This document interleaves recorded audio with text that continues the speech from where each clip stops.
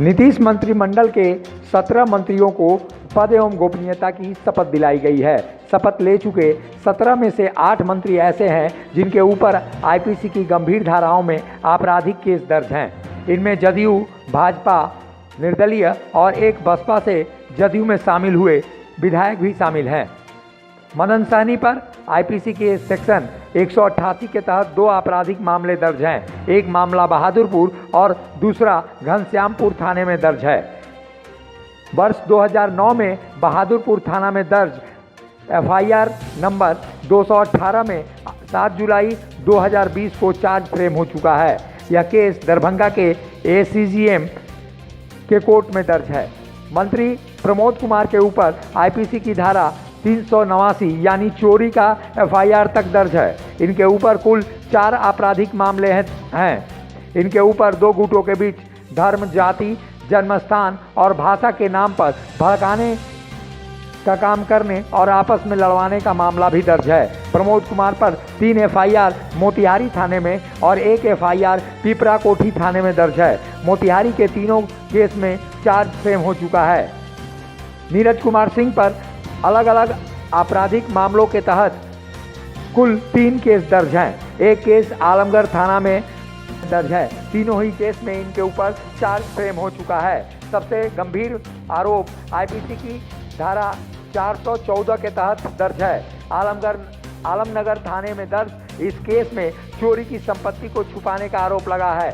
मंत्री सुभाष कुमार सिंह पर कुल 6 आपराधिक मामले दर्ज हैं। इनमें 5 एफआईआर गोपालगंज और 6ठा थाने के माझगांव थाने में दर्ज है। इनके ऊपर अटेम्प्ट टू मर्डर के लिए आईपीसी की धारा 307 और जान से मारने की धमकी देने के लिए आईपीसी की धारा 506 के तहत मुकदमा दर्ज है। 2 केस में इनके ऊपर कोर्ट में चार्ज भी फ्रेम हो चुका है।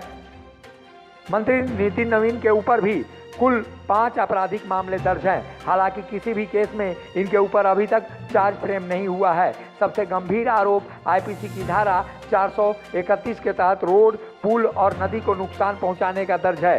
सुमित कुमार सिंह के ऊपर मुंगेर के कोतवाली थाना में ट्रस्ट के तहत धोखाधड़ी और जालसाजी करने के मामले में आईपीसी की धारा 406, 420, 467, 468, 471, 170, 120B और 34 के तहत मामला दर्ज है। हालांकि इस केस में अब तक कोर्ट में चार्ज फ्रेम नहीं हुआ है।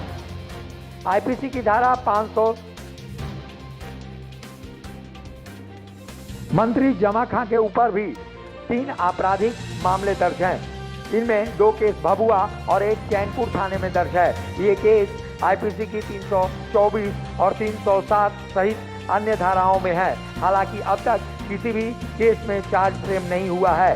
नीतीश कुमार के मंत्रिमंडल में बेदाग कहे जाने वाले नीतीश कुमार निश्चित रूप से बेदाग हो सकते हैं, लेकिन उनके मंत्रियों ने जिस तरह से शपथ लिया है उससे कहीं न कहीं सवाल उठता है। कई आपराधिक मंत्री इस पूरे मंत्रिमंडल में शामिल हो चुके हैं और ऐसे में आपराधिक चरित्र के लोगों को शामिल करना नीतीश कुमार के सुशासन और निरपेक्ष रहने का दावा कहां तक सही साबित होता है, ये जनता पर छोड़ते हैं। मुखर संवाद के लिए पटना से सूर्यमणि की रिपोर्ट।